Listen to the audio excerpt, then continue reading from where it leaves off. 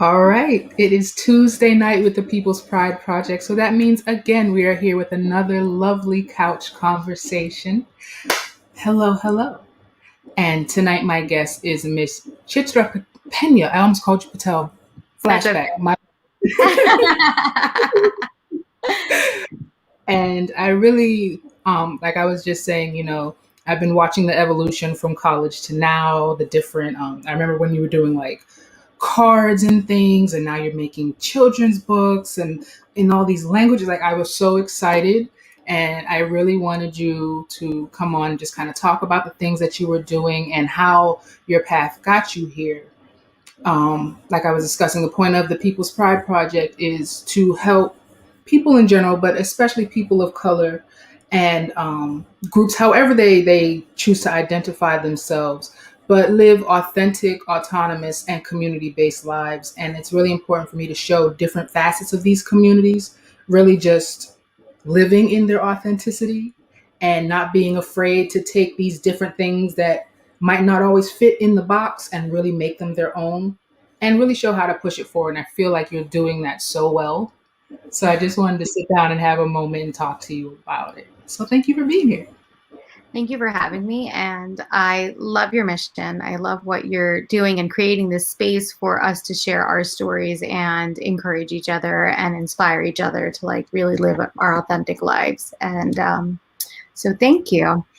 Um, but Sheena and I, we went to college together, and by education, I got my pharmacy degree. So I got my doctorate in pharmacy.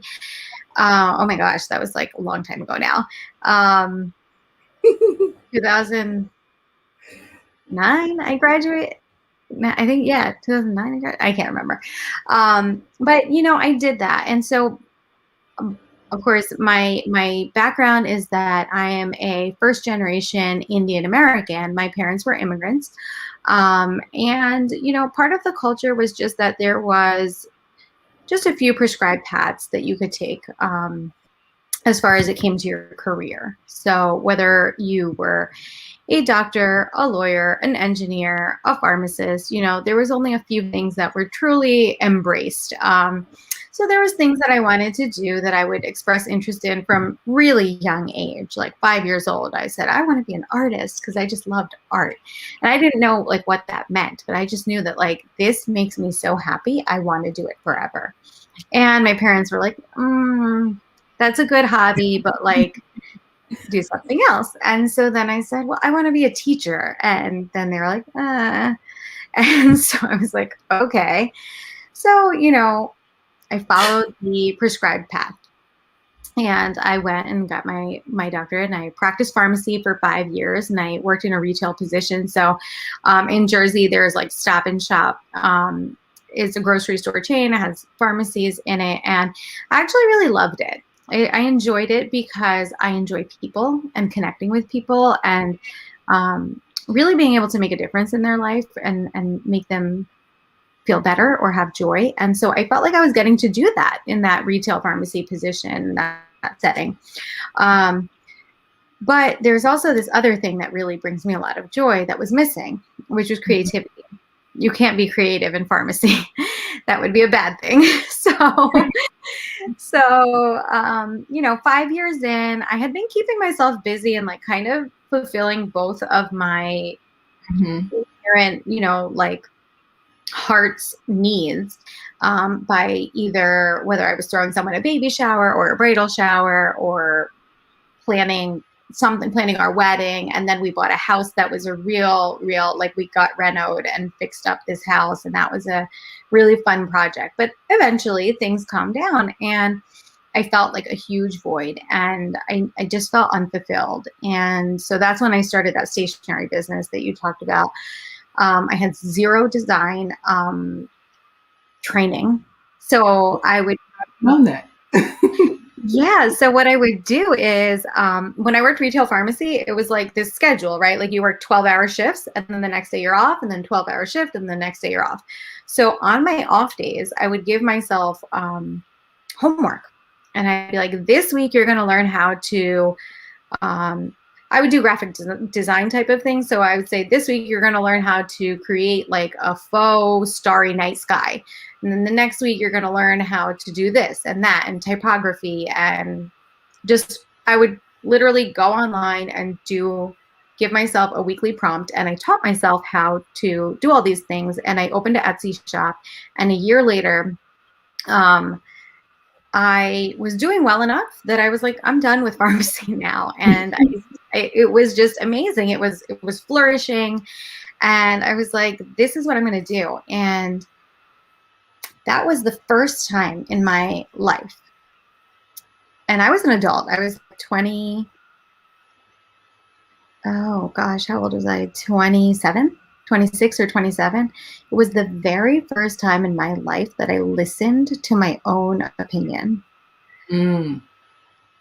Yeah. And it was like, wow. And I would love to share that only came about because I started seeing a therapist. Oh, really? And yeah, I started seeing a therapist because, well, I was going through a lot of things, right? I was feeling unfulfilled at work.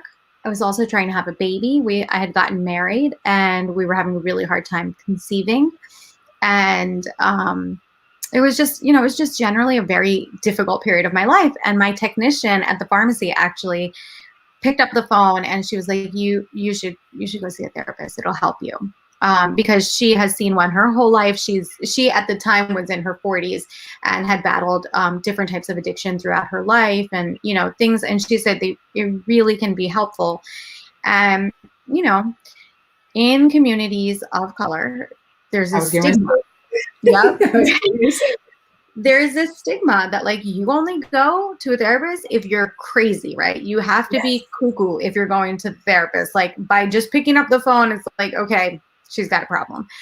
But I just had so much inner turmoil that I was like, I have to try something. Infertility brings up something to you to me, or it brought up for me in a marriage, just questioning, like, did I marry the wrong person? Is this the universe's way of telling me that I'm, not meant to be a mother? And like, it leaves you questioning and like really just like deeply cutting your identity, right? So my technician, Karen, picks up the phone and she calls this therapist and I start seeing a therapist. And by the way, if you've never seen a therapist, you have every right to interview that therapist as much as they will check with you, right? So I saw one. I didn't like her. I felt like she was judging me. So I saw another one. And then I also didn't like her because she was just like, you're making your own problems. And then I saw my third one. And it's actually important because my first one was not a person of color. My second one was, but she didn't quite understand the cultural implications of what I was dealing with. And then the third one finally was she was a Black female and around my age. And we sat down and I said, like, I started talking, and it was the first time that I sat with a therapist that I didn't feel like they were judging me. And I felt like it was a girlfriend who was just giving it to me straight. I didn't feel like she was like aggressive or anything. Anyway, I've been seeing her for 7 years now. I still see her. But that was what catalyzed me. She started asking me these questions where I would say, I never got to live in Manhattan. I never got to like do this and I never got to do that. And I never got to fulfill my dream. And at the point I had not left my pharmacy job yet when I first started seeing her. And I was like, I this is what I'm supposed to do. And this is what I should do. And that like, this is just what you're supposed to do. And she was like, according to who? Right. That's always the question. I was like, damn. I was like, what? We're like, according to who? I was like, I mean, that's just what you're supposed to do. And she was like, according to who? Tell me who's saying that. Is that your perception? Like, is that what you think? And I was like, oh my God, no, that's not what I think. But I had been so. Go ahead. I said, isn't that the craziest moment? Because you've been built up and you don't realize that you're feeding into the box just as much as you're being put into the box. Yes. And you're like, but this is what I'm following the rules. This is what's supposed to happen. Why am I so upset? And it's 100%. Like, whose rules? Whose rules are you following? 100%. I was the rule follower. I was a people pleaser and a perfectionist, and it was a product of my cultural upbringing, right? And my parents, and I don't fault them. They were doing their best, given their circumstances, and they wanted to set me up for what they believed was success, which only centered around finance, right? They didn't have the same perception of what brings joy that I did. I would cry to my dad, like if my husband and I had a disagreement, I'd just be like, oh, I don't know, I'm just disappointed. And he'd be like, what are you sad about? You have a house, you have a job, you have a fence, and you have, whatever. And I'm just like, that doesn't bring me joy. Right. That's not it. So anyway, she had this ability to help me then reflect on myself and be like, why aren't you listening to your own voice? And yeah, it was like, holy crap, I'm mid-20s and I've never ever valued my own opinion because somewhere along the line someone told me that it's not worth listening to. So, I did that. I did my stationery for a while and it was great. And then I took a break when I got pregnant, and I think towards 7 or 8 months, I was like, okay, I'm going to give myself a maternity leave, which is hard when you're an entrepreneur, but I was like, I'm going to give myself maternity leave. And then when time came to go back to it, I didn't have the same spark for doing it, but this whole new thing had come up. So my husband is not Indian, he's Puerto Rican. And we don't speak the same native language, right? My native language is Gujarati and my husband's native language is Spanish. And then we have the shared common language of English, but speaking Gujarati is extremely important to me and such a big part of who I am. Because in my childhood home, that was the language that was primarily spoken. I grew up with my mom, my dad, and my grandmother. So I had 3 parents in the home. And that was just our default language. So it's kind of the language of my heart, right? So I knew that my children must learn this language. I just never doubted it. I was like, of course they're going to speak the language. I'll be at mom's house and whatever, everybody, my aunts and uncles and everyone will speak Gujarati to them and it won't be a big deal. Even though my husband doesn't speak it, the village will help them learn, right? Mm-hmm. And then we moved away. We moved to Manhattan. And I was suddenly my daughter's 7 months old and we moved to Manhattan and I'm just like, oh my God, I'm the only Gujarati speaker in her entire life. And I had added, complication that my husband can't speak the language. So if I exclusively speak it with her, when it's just me and her, cool. But when my husband comes home, I can't just keep continuing. I will have to default to our shared language of English. So then I started looking for resources. There's tons of bilingual books in Spanish. We had so many of them. And so I was like, let me get, materials, resources that I can incorporate through our daily life and in Gujarati. And it just came up completely empty-handed because I can speak the language. I can't read and write it. And everything you found, if you found anything at all, which was really tough because 4 or 5 years ago, there wasn't anything available that wasn't written in the traditional, Gujarati script. Mm-hmm. So I was like, I got to do something about this. And at that point, I had thought about this 9 years prior when my nephew was born, because my sister is actually married to my husband's brother. Mm-hmm. It's 2 sisters and 2 brothers. I think you know this. So my nephews were born, which are basically my children, right? Genetically. When they were born, the same thought came up, but I didn't know how to do anything. I didn't have any graphic design, but I had no business savvy, no graphic design savvy. But at this point, I was like, okay, don't know how to do this, but I can figure it out this time. And I was like, yeah, I can do this. I'm going to navigate this. So I did. And I published my first 3 bilingual board books in 2019. And then just this year, March or February, I launched 9 new products. And I did 3 wooden toys. And they're all bilingual in Gujarati and Hindi. And I did 3 wooden toys and I did books in Hindi and posters and stickers and just, I wanted I wanted to create a line of language products that not only teach language, but also spark joy and pride, because I grew up having my feet in two worlds, right? I was Indian at home, and I went to school, and there was like 95% white Jewish kids, and I was like one of two brown girls. And so I Yes. wasn't really brown at school. Huh? I said, yes, I know the feeling. And then the fact that my name Yeah. is German and Irish, and then I show up looking like me, that was a whole nother story. So, Oh my God. They're like, wait, you were who? yeah, yeah. So I can relate. Yeah, so I just really wanted to change it and just make it like, where you and I grew up, and you would just have to like kind of bottle who you are, and have this disjointed identity where you're one person. And I realized too that like I was sort of one person in public. I wouldn't really like speak my language because it made other people uncomfortable. But then when I had my baby, I was just like, I don't give a shit. I'm going to speak wherever I want, however I want. And if you're uncomfortable, that's your problem, right? So I would like have all these, huh? I said, well, you shouldn't be listening to my conversation anyway. Right, exactly. Like, let me talk to my daughter, and you mind your own business. So yeah, I wanted to create something that would spark joy, pride, and like if a non Gujarati speaking kid came over to play with my kid, and they would just be like, "Oh, this is my book.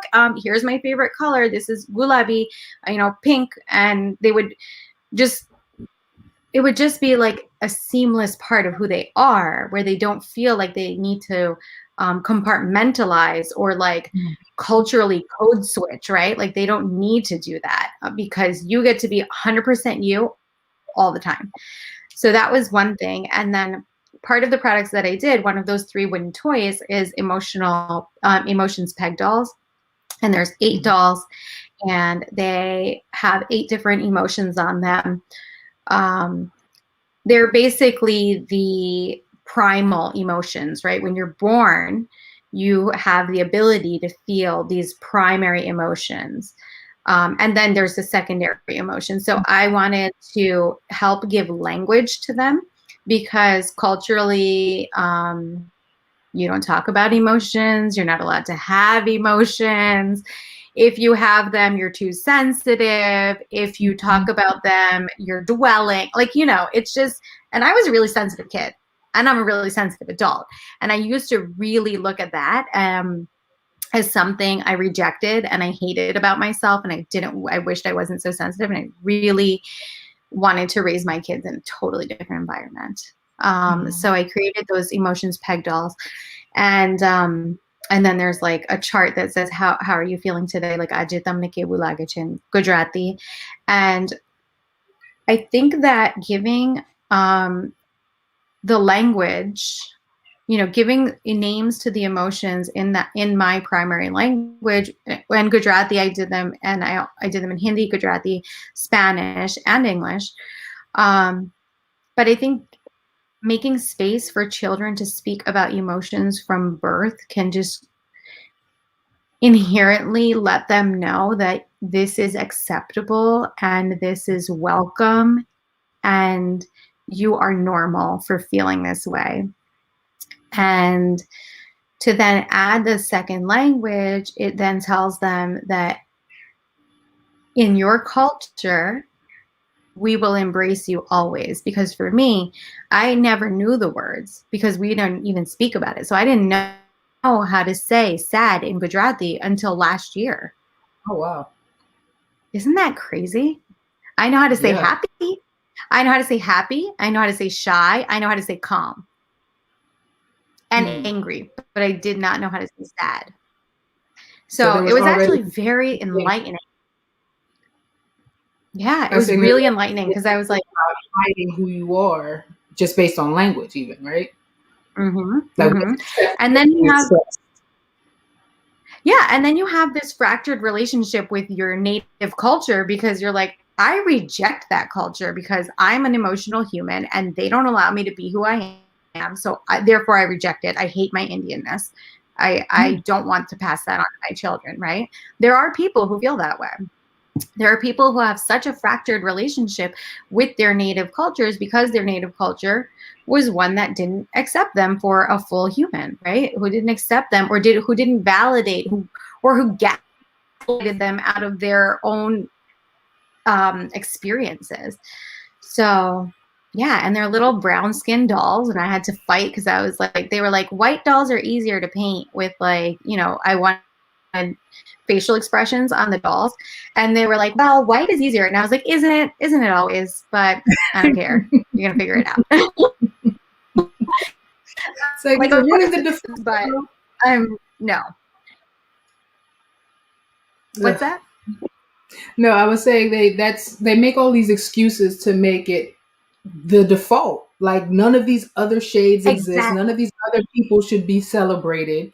It's like, I don't give a shit if that color's Exactly. easier to paint on. This is what I want. This is who I'm trying to showcase. This is who I need to represent. This is me. This is my little brown child. This is who they need to see. Exactly. I was like, yep, it's the default, but it is not the only. And you will figure this out. I was like, you will figure this out, because otherwise I'm not ordering these. I'm not creating these with you. Yeah, because I was like, they're supposed to be brown skin dolls. They're not supposed to be little white dolls. That's the whole point. I'm not ordering these. I'm not. Yeah. That's kind of my journey. And I have 2 daughters who are 3 and 5 years old. Well, almost 5 years old. She's 5 already. Jesus. I know. Isn't that wild? Her birthday is in 2 weeks. Wow. Exactly 2 weeks from today, she will be 5. Wait, didn't I do her baby shower cake or her birthday?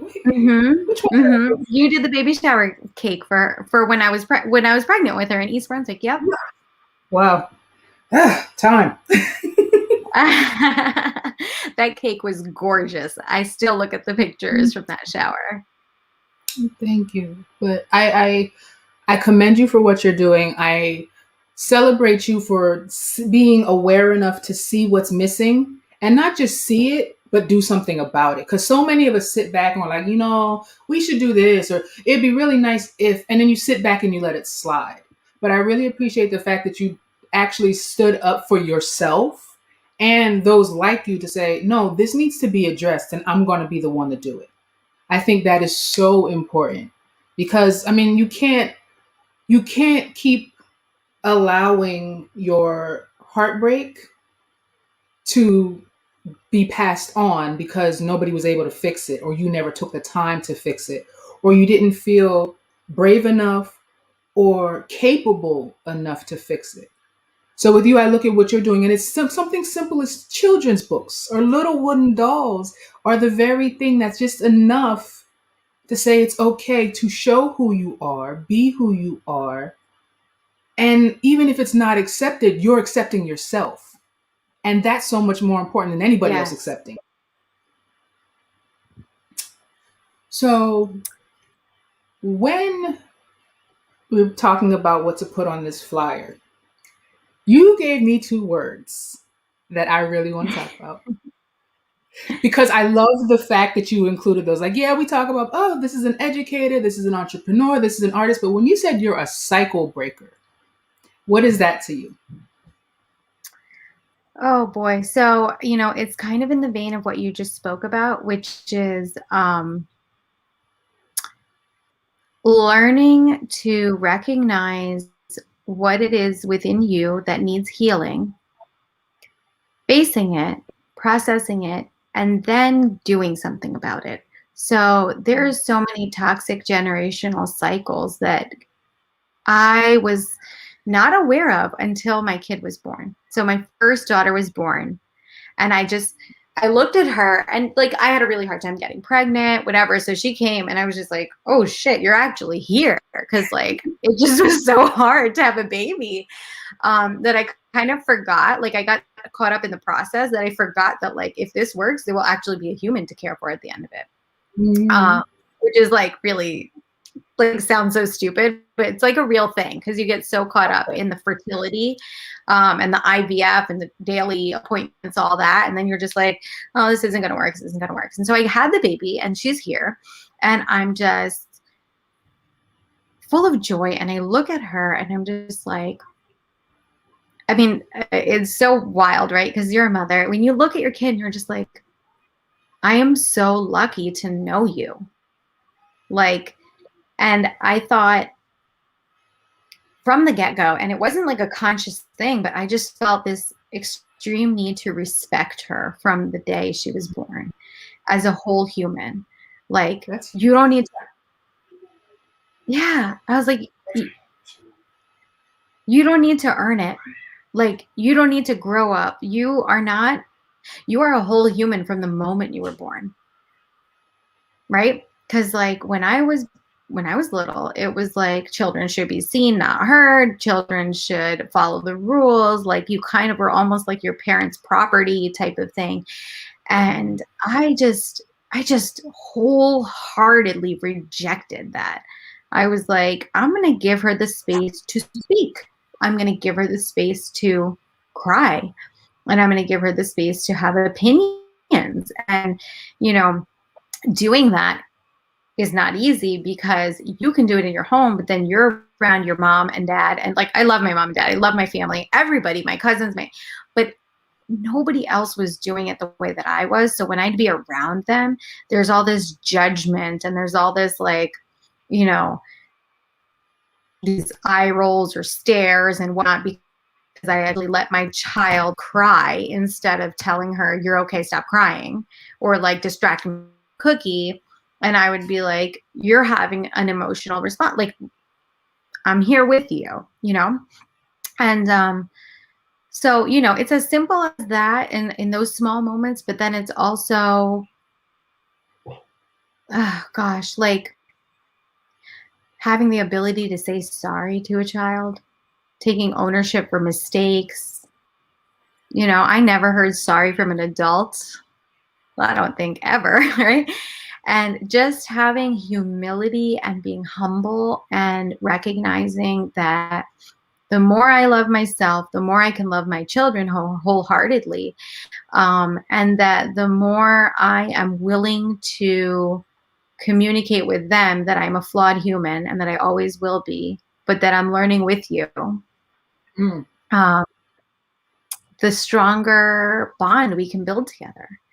And that is where like the cycle changes for me. That's why I say cycle breaker, because I refuse to, you know, gaslight my kids. Like when they cry, I'm not going to be experience. I just refuse to participate and continue that. And it's super hard because your knee-jerk reaction, if you haven't, is just like your kid screams and you're just like, you get triggered like hard and you have to pause and pull back. And so yeah, over the past 5 years, it's been a lot of unlearning and a lot of inner reflection. And truly within the past year, I would say, making strides to really love myself. Because I think the more I love myself, the more I am able to love my children without judgment and expectation and just accept them for the individuals that they are instead of projecting either my insecurities or my shortcomings onto them. I think that's also a part of having children that either we don't learn at all or we learn kind of late in the game. So I'm really glad you learned it early or are learning it early because you kind of sometimes you forget, or because we come from these traditions or these cultural ideas of what it is to be a parent, it should be strict discipline. It should be, even though it's still loving and caring and nurturing, there's a whole different idea of the hierarchy of where a parent and a child should be. Yep. So, like, my kids are 18 and 19. They're about to be 19 and 20. So there's been this whole other version. Like, we've gone through multiple versions of ourselves already. Both me as Sheena and then me as mom and then the kids as themselves. Like, there's this constant evolution happening. So being in the midst of that, recognizing that, okay, you may have been taught that this is how you're supposed to parent. And there are definitely moments, I even find myself, there are moments when I fall back into what I've been taught versus what I'm learning about myself. But it's still this, I gotta let this person be a whole person. Like, I was the person, I was what got them here, but they're not necessarily here for me. I'm not here as their owner or as their master. Whatever the universal plan that said, okay, this one needs to come through you and you need to learn as much from them as you're teaching them. I think sometimes as parents, Yes. we kind of forget.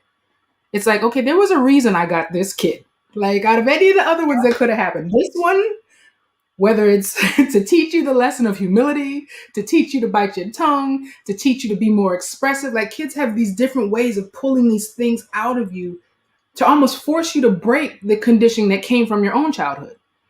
And not to say Hmm. that that's their job, but that's part of the growth that happens just through the relationship between Yeah, parent and child. If you allow them to be a person. absolutely.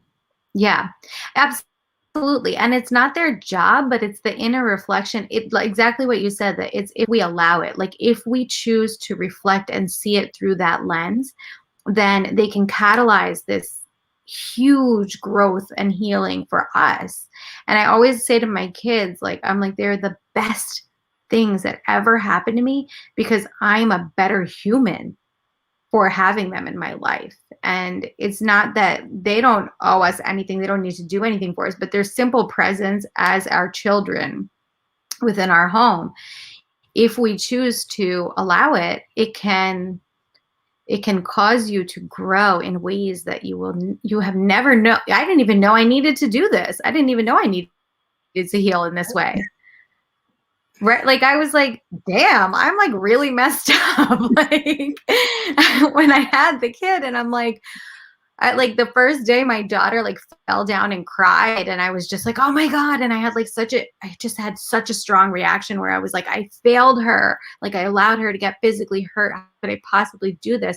And I had to sit with it and recognize that, okay, clearly I can't keep her in a bubble forever. She was like 10 months old. And I really had to sit with like, what is actually going on to evoke such a strong response within me? And I came back to the fact that I'm not comfortable with emotions because I'm not Mm. comfortable with my own emotions. And I was just like, and then it was like, well, of course I'm not. I hate that I'm so emotional. I wish I could be less emotional. I wish I was more like my sister who's just more practical and this and that. And it just, that that interaction, so that the just the child, and accepting them for who they are instead of trying to mold them into who you want them to be or who you are not, for them to fulfill, because a lot of parenting is often trying to turn your kid into what you weren't or what you haven't been, Mhm. right? Because a lot of parents will be like, you're not going to be like me. You're going to go do this and you're going to get that Right. job, and like, you're going to be better than me, just let them be. Just let them be. Let them discover themselves and observe. And that's it. And just like, we are just like riding, like two cars on the same track together, but like we don't need to push them left or right or whatever. Like just let them be. So I feel like for me, that has been a really difficult journey, because facing your own shortcomings and um, your own role in your destruction, right? Almost like you said, Mhm. we're part of the problem. Like someone put us in a box one day along the line, and we stayed in it, and we decided that that's where we belonged, and we self-sabotage even though we don't like where we are. We stay in it, and so stepping out, that's hard. And I see, like, especially now, I think it's funny with social media, everybody has all this advice about how you're supposed to raise your child, and your child shouldn't do this, and you shouldn't look to your child for this, and if you're not fully healed, you shouldn't have kids. And if you, first of all, cut the bullshit. Because 9 times out of 10, the people making these Oh memes my don't God, have no. children. This is their fantasy of life. That's great. Number Right, two, like stop. Yeah. okay, the minute your child stands up against you and you're like, "Who the fuck are you talking to?" All that goes out the window. So Yeah. let's put on the kid gloves. Um, But secondly, sometimes you don't know what it is you need to heal until this little person is in front of you. You think you're fine. 100%. Yep. So it's like they pull out everything that either you've buried or didn't know was there. And then the problem with Mm. negotiators, you don't want to take it out on them. You don't want to be the villain. You don't want to make them the villain. And you're both trying to Mhm. figure out where is this balance of growth and healing Mhm. and learning that you're both going through all at the same time without killing each other. So Yep. welcome to And mine like, are little. I anticipate when they get to those teenage years, because I already see it with my 5-year-old, that like there's a lot more challenging just in the past couple months. She's very much her own person, and she is very emotionally aware and very emotionally intelligent and empathetic and reflective. And I see it. I'm like, oh, how am I going to deal with this? Oh, and like last week, right? Last week, today, a week ago, we were driving home from something and we were about to pull away. And then my younger daughter called on FaceTime with daddy and was trying to show me something they were doing. And I referred to the toy by the wrong name. I was like, oh, that's cool. You're playing with the telescope, right? But really, she was playing with her microscope. And my older one in the back starts flipping out and she's like, she can't play with that. I wasn't done. I'm taking a pause and she's not allowed to touch it. And I was just like, what are you talking about? I was like, that's not a thing. I'm like, we're not at home. You can't stake claim on things. We're at the farm. You're doing your horseback riding, right? And you can't say you can't touch this. I'm like, if you are going to behave that way, then we won't have these things. And then I was like, 2 minutes later, I was like, oh shit, I messed up. I'm like, I called it a telescope and it was a microscope.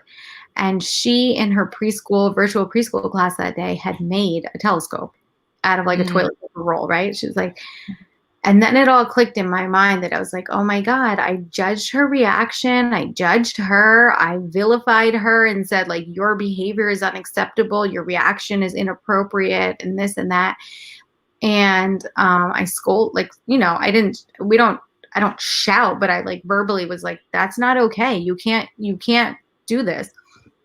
And then I was like, oh shit, that was totally my bad. And if it was her telescope, she has every right to be pissed because she made that with her own hands and her sister shouldn't be touching it. But it was such a pivotal moment for me because I was like, this is always going to happen for the rest of my life. I am always going to be a human. And even though I'm her mother, I am not perfect. And that simple slip of the tongue of saying telescope instead of microscope, it was completely unintentional. It just slipped out of my mouth, not with the intention to hurt her. And my reaction was not fair either because I didn't take the minute to understand what she was going through. And in her mind, it made perfect sense to be upset. And I was like, okay, this is pivotal because how I navigate this type of reaction is going to set the tone for the trust and respect within our relationship. I made a mistake. How am I going to handle it? And I know I'm going to say sorry because I don't have any problem saying sorry, but growing up, my mom would have just been like, yeah, whatever. Like, even if she knew, you know what she would have said? My mom would have said, you should have understood my meaning. You should have understood my words. My mom loves that. That's like the most annoying phrase, but it's like, no, because I'm not a psychic and the word that came out of your mouth is not the word that you meant to say. And I'm not like a mind reader. So no, mom still says that to me now. But yeah, so I said to her and, quietly, because she was very upset. And I was just like, Leela, I just realized I made a big mistake and I used the wrong word. And I'm really sorry that I hurt you. I know I hurt you and that wasn't my intention. And words really matter. And I'll be more careful next time. And I said, but this didn't happen on purpose. It just came out, and mommy's a person. And sometimes you're going to say the wrong word, even when you didn't mean to, right? Because like, I don't know, you're saying something and you're just like, microscope, telescope, like your mind just like does this thing, and we're all human. And so we fuck up sometimes. right. And so I just felt like that was such a pivotal moment in letting her know that like mommy's always going to be imperfect, but I'm never going to treat you like you're below me, or that when I make mistakes that I won't take ownership for them. Because then in turn, when she makes a mistake, she'll come to me too, because she'll know that I'll forgive her and that I won't hold it against her forever. Yeah. I recognize that, and I also feel like sometimes that's one of the hardest lessons, especially while you're figuring it out yourself. Is like I tell my kids now, there's mom is my title, Sheena is who I am. So sometimes there's a conflict in who you're dealing with today, because there'll be things where initially Sheena will want to handle it the way Sheena handles it. I'm like, mom's got to take care of that. you know, so there's getting your children to understand. And for me, it didn't happen until they were, older, but getting them to Yeah. recognize that I'm a person. I'm not just You're your a mom. person. Yes. You know, Oh my gosh. I'm Yeah. here with my own set of things I have to deal with, my own path in life I have Mhm. to. I love you to death, but you're not my sole purpose. We're Right. helping each other with our purposes. Yep. And I need you to recognize that I'm a person too. So there's things that you're going to say that are going to trigger things in me because I don't like it. And just Yeah. like you want me to respect what's going on with you, I need you to respect that, hey, mom is an individual with her own thoughts, emotions, and reactions, and we have to learn how to make it work together. And Yeah. it's like it's a double-edged sword, because the kid wants the parent to be, as much as they don't want us to be godlike and all-knowing, they want us Hmm. to be, Right. The because security, you want that. They need the boundary, but we can do both. Yeah. We can do and both. that's sometimes it's difficult even for the older kids for them to understand, like Yeah. mom is just not this perfect thing. And for me it was really important, because I remember once I got older trying to recognize the difference in my parents when they suddenly decided, okay, they no longer had to, they're always going to be mom and dad, but there was this shift that happens, like, okay, now you're old enough to see who I really am. And I'm Mm. like, who is this person? I don't know this person. You're not the same person that raised me. Yeah. So I never wanted my kids to have that moment where it's like, who are you? I don't know who you are. So I'm very deliberate in making sure my kids know who Sheena is, even though they still have to recognize that Sheena is who I am, but mom is my job, you know? Very interesting. Yeah. Yeah. So, That's an interesting point. Yeah. Yeah. And I often say to my kids, like, mommy's a human. Like, mommy mhm. has things. Like, we had a really difficult 6 or 7 months, right? I lost my grandmother. So that was like my third parent. And then 10 days later, we had to put our dog down. And it was just a hard thing. I had never grieved a loss like that in my life. And it was very tumultuous. Like, I felt very far from myself, right?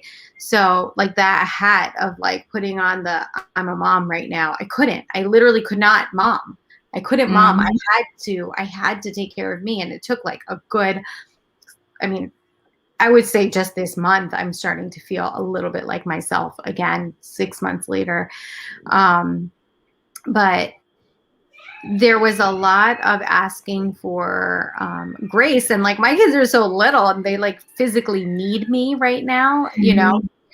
So, yeah, it was just, there's a big value in letting them know that they are our priority, but that we come first. Like, I'm always gonna take care of me first.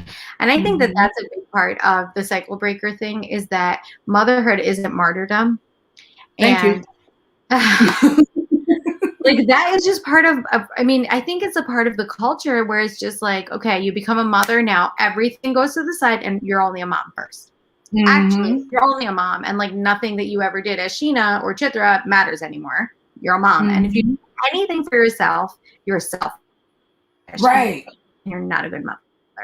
Like, that is the narrative that's been told for generations, right?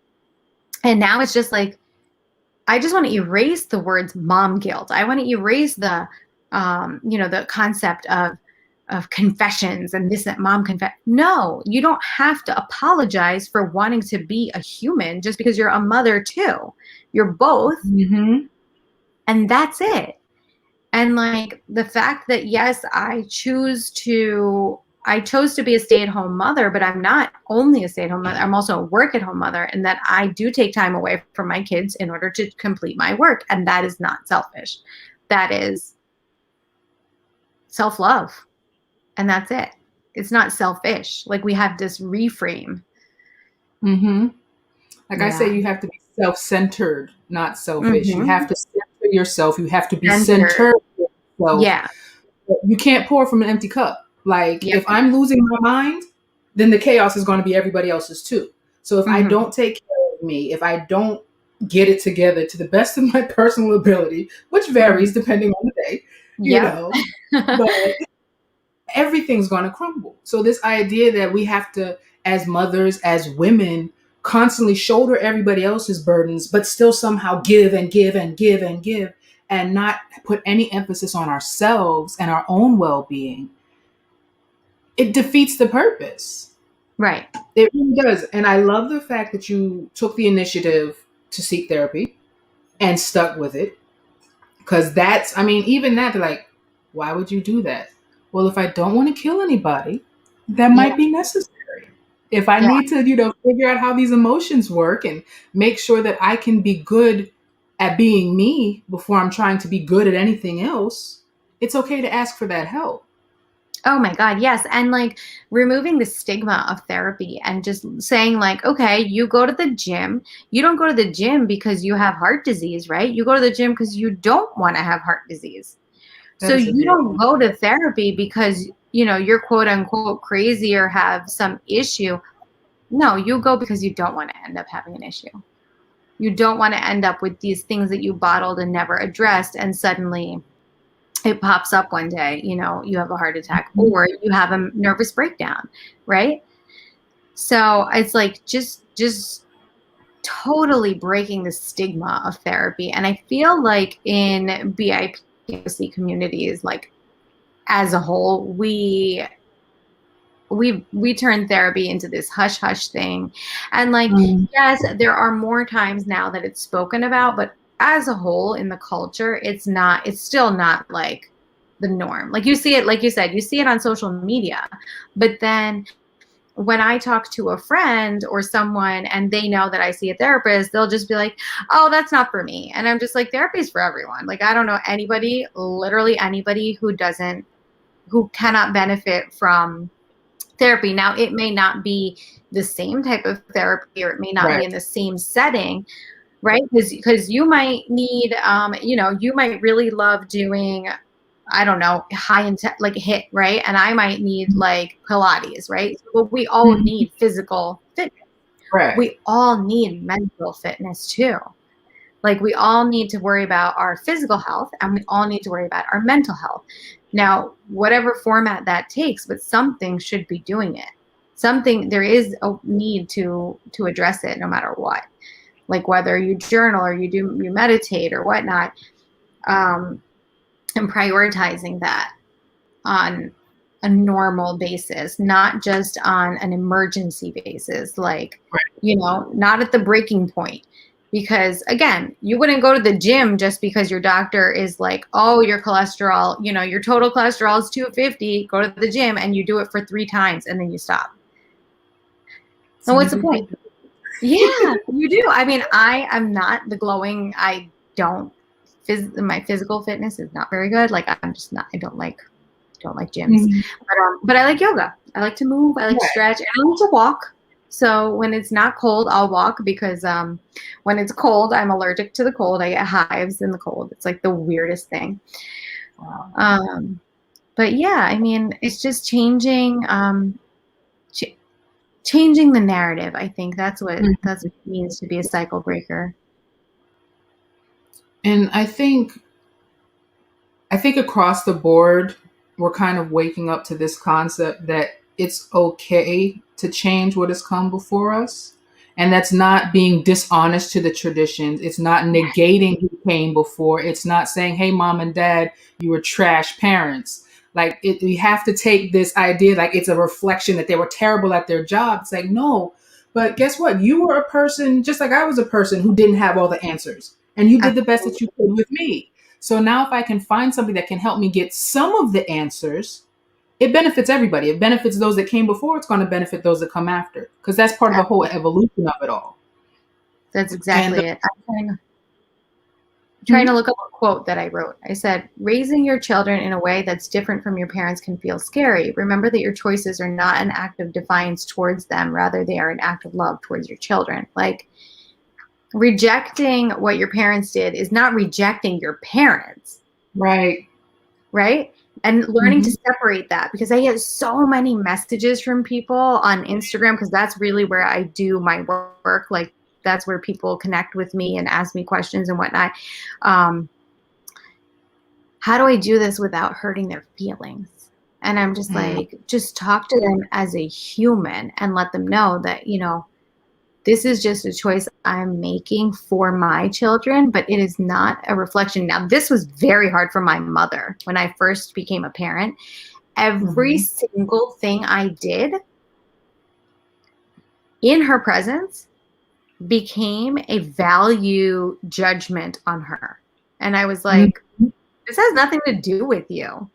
Like, if I gave my kid rice that wasn't like super smushed up and like soft, she'd be like, well, I guess we didn't know how to do anything because we just gave you really soft. And I'm just like, what are you talking about? Like, literally, I never, what? I was like, what planet are you from? That what I'm feeding my child is like this huge loudspeaker that you were a shit mom. Like, when did I say that? Like, I look at things, I always bring yeah, examples with stuff like that. I'm sorry. It's like, just because you raised me to like pistachio, maybe one day I'm going to like butter pecan. And that's okay. That doesn't mean pistachio is terrible. It's just I found out that I like butter pecan for me. And that's cool.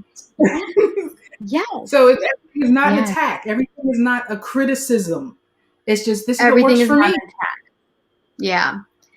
Yeah. And also, I've been able to recognize too that a lot of people of the generation above us, they will never be able to understand why we are the way we are. They will always take our existence and what we do and the choices we make as an insult to them. And that you have to sort of come to a place of empathy for understanding that they are the way they are and they take it the way they do because they have so much inner work to be done that may or may not ever happen. Right? Our parents are like in their 70s or like late 60s, maybe older. They may never heal the way that we get to. And that I have to like then say, okay, but I can hold space for having empathy for the fact that, that they are the way they are because they have so much hurt that they've internalized throughout their lifetime.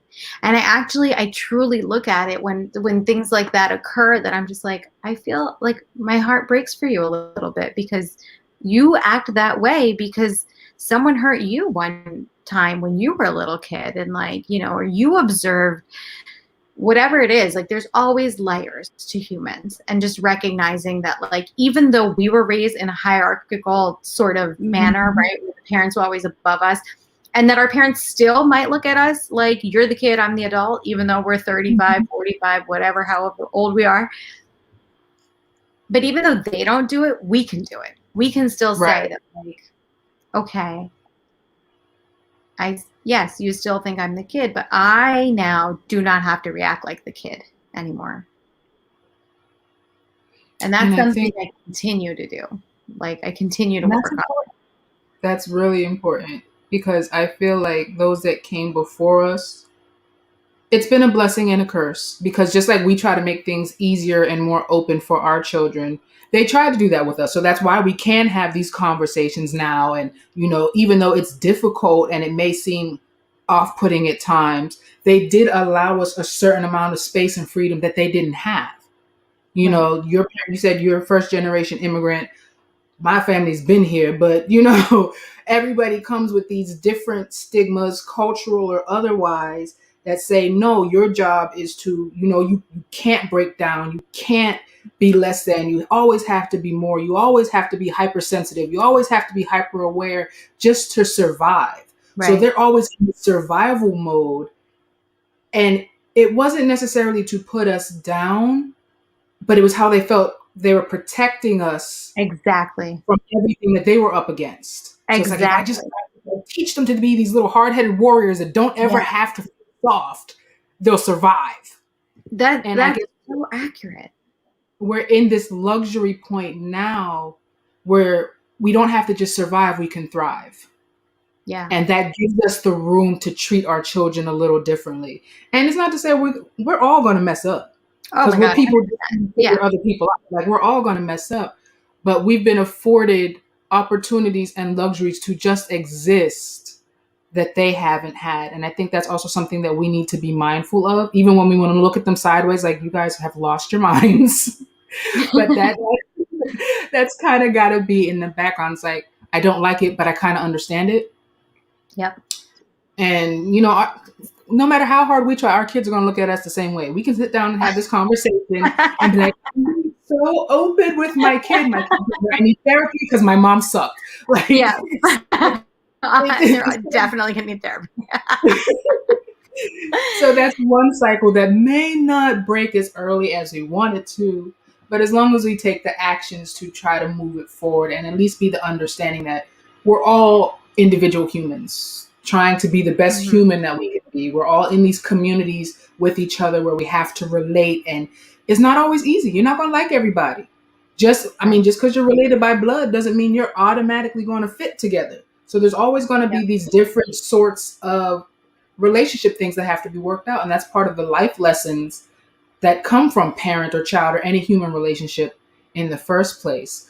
So I think we really have to, in the spirit of breaking cycles. And I hate the word toxic, because now everything's toxic. Like, you looked at me crooked, oh, now you're toxic. But in the space of trying to remove ourselves from these hurtful things, whether intentional or not, we always kind of have to have that humanity in the background. Like, we're all just people trying to figure out how to make this work. And especially as parents, we don't intentionally hurt our children. We can be at our best, and there's, like I said, they're still going to come back and be like, you suck and I need therapy. And yeah, but you're sitting there, but I did so much, I did everything. So that's when you start to reflect and mirror your parents, and then wonder why they lost their minds trying to raise us.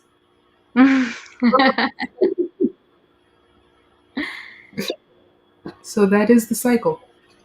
Yeah. But I think too that this unique position where, yes, our kids might end up in therapy too, but we can also sort of be the facilitator for the generation above us, where this is very intimate and specific example. But after my grandmother died, that was my father's mother, and he's an extremely practical person. And he is, he's just like, she was old, true. She was suffering, true. And she is at peace now, true. All true facts, but you were still her son. And so after she died, I was a wreck. I was a wreck. I just cried and cried in ways that I never knew. I would wake up crying in the middle of the night because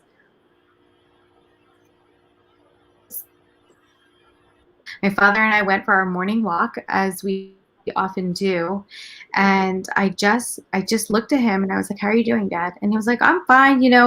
Fortunately or unfortunately, I'm a very practical person and I'm okay." And I just looked at him and he said all that stuff. She was old, she was suffering, she's at peace now. It's a good thing. And I looked at him and I literally stopped him. Like, I put my hand on his arm and I was like, "It's still okay to be sad, Dad." And he was just like, "Eh." And we still kept walking. And that was it. Never talked. He didn't shed a tear. That's not like him. I've never seen my father shed a tear. But just, I know I'm the child and that I'm Right. not the one who needs to give permission. But maybe in his entire life, he has never been told by anyone that it's okay to be sad. And if I can be the one to say that to him, and I know there's so much more I could tell you between me and my dad. I challenge him so much because he is he's not stoic, but he's super practical and he doesn't like being around emotions. And I am Mm-hmm. the very emotional child, and I'm always pushing him.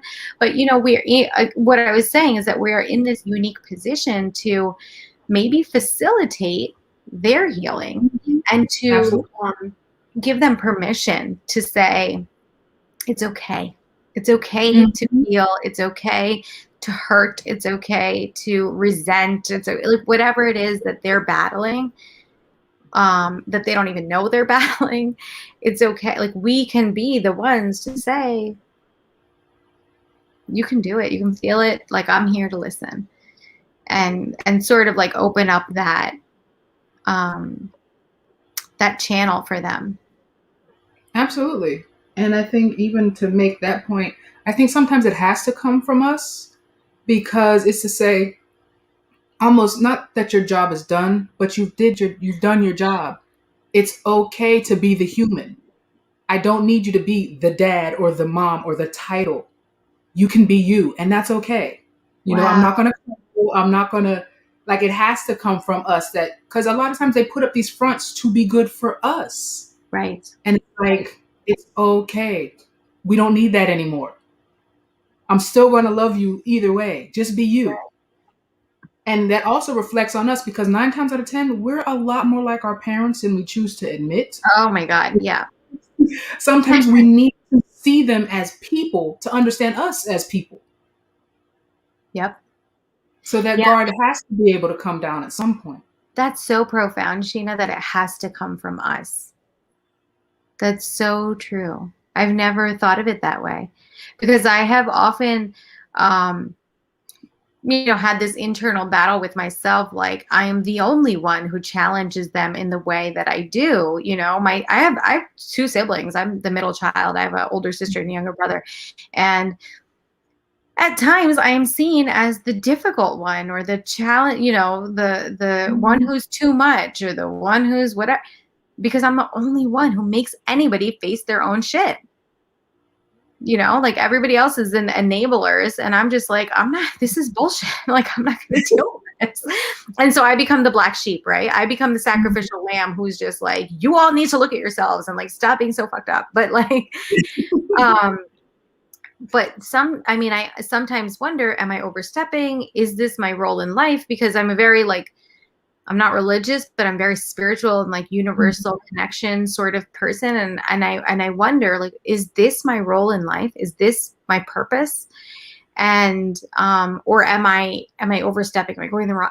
But I always come back to it. I cannot avoid that, because that's who I am in my ether. And the way you framed it, that's so novel to me, and it makes so much sense.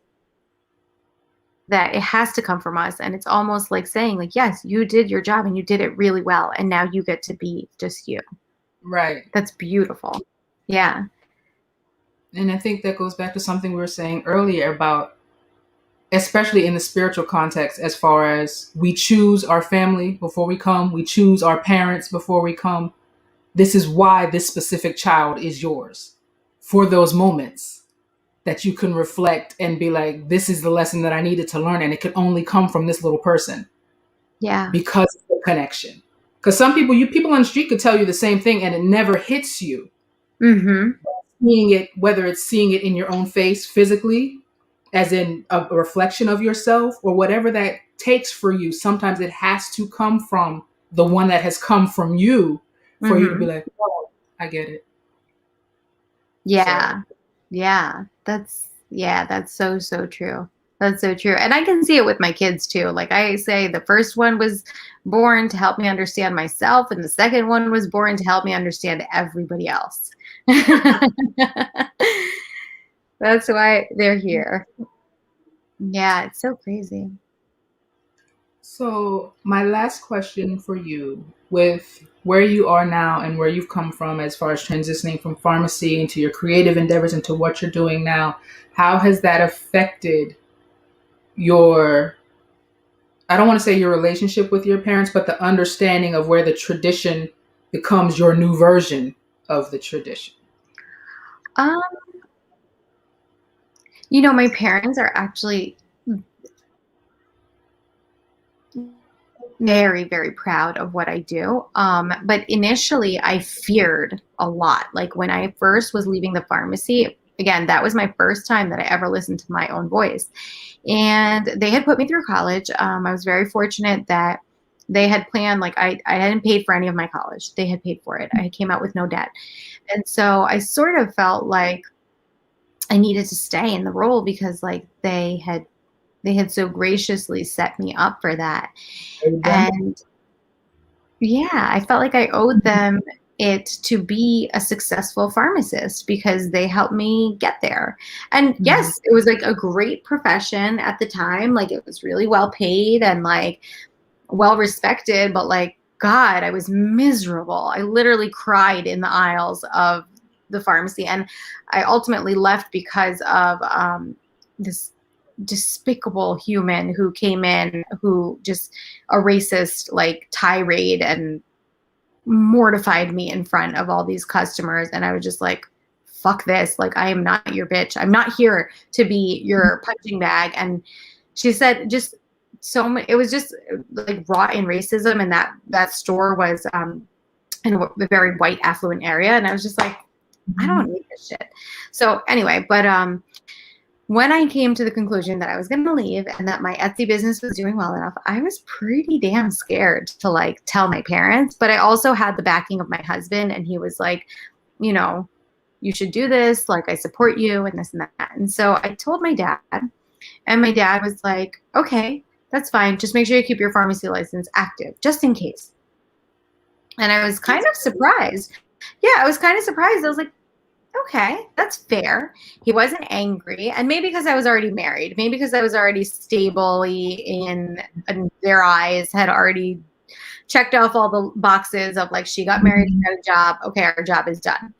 And they always say that. It's not even like hypothetical. They always say, okay, after your brother's married, our job will be done, right? Like that's our job. Our job is to secure your future, and that means finance. And once that's done, we can breathe easier. So yeah, my dad's reaction was surprising. He wasn't upset. He was just like, he made that comment. And then my mom, when I told my mom, she was so supportive. And she was like, you should do this. And I was surprised, but then I thought about it. My mom is a doctor. She's an Ayurvedic doctor. And she only got to practice for 2 years. And then she was married. And when she got married, my grandma, the one who just passed, that's her mother in Mhm. law, um, forbid her from working. She was like, you can't work anymore. Mhm. Um, your job is to take care of us now. And that is very typical of the Indian culture, especially of that generation. It's less typical now, but and it's certainly in America is less typical. But back then, that was very much the norm. And so I felt like my mom, I actually feared that like my mom might be like, well, why are you going to leave this job? Like you get to do the pharmacy. Why are you going to leave it and do this other thing that's like kind of like a pie in the sky kind of thing, right? But she was super supportive, and I realized that like her love and her passion was that, and she had to give it up. And so she was so happy for me that I got to follow my passion and my dream. Um, and I think it actually shifted our relationship in a way, in a positive way. Mhm. And as they followed, as I started this company, um, which is based in culture and rooted in my ties to the culture and my language and everything. Focus only on the dollar amount, and they'll be like, so how much did you sell today? But still, I mean, because old habits die hard, right? Right. But it's actually been okay, and they've been decently supportive. Now I don't know if that is because I'm in a marriage where we are financially stable, and that's Mhm. okay.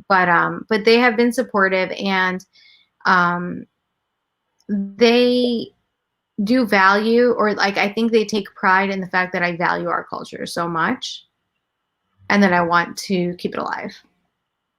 Right. So I think they're proud of the fact that I am actually teaching my daughters in a trilingual household to hold on to our culture, because it could so easily, by 5 years old, it could be gone. Mm-hmm. So I think And they're proud of it. I think that it's beautiful that you are doing that and that they don't feel like they have to choose one or the other. And it lets them know that they're embraced by all of it. Because a lot of, biracial or multiracial children, they have this idea that they're not enough of one or they can only relate to. But it seems like they're in this, I don't want to say it's a bubble, but they have this nurturing happening where it's like, no, you're part of this culture and you're part of this culture and you're part, and you can be all of it. You don't have to choose one over the other. So that I also think is brilliant and beautiful. And you're going to have some very strong little girls because of it. So I hope so. They're pretty amazing. I'm biased, obviously, but I think they're pretty damn cool. you're supposed to be, though. You're supposed to Yeah. be. Yeah. If not us, then who? So we have actually gone over our hour. I usually only hold people hostage for 60 minutes, but this was a great conversation. Um, I am going to again drop your website so people can go out and check out your products because they're fabulous. And is there any other way that you want them to reach out to you, contact you? I actually have somebody that I want you to talk to because she does like educational toys and cultural based stuff too. So I think you guys could be a really great influence on each other. But yeah. But is there anything else that you want the people to know Oh, about you, I love what it. you're doing? So yeah, I mean, you can go to my website, taarimaa.com. And Taari Maa, by the way, I didn't explain what that means. Taari Maa means your mother. Taari Oh, means your, and Ma means mother. Your mother.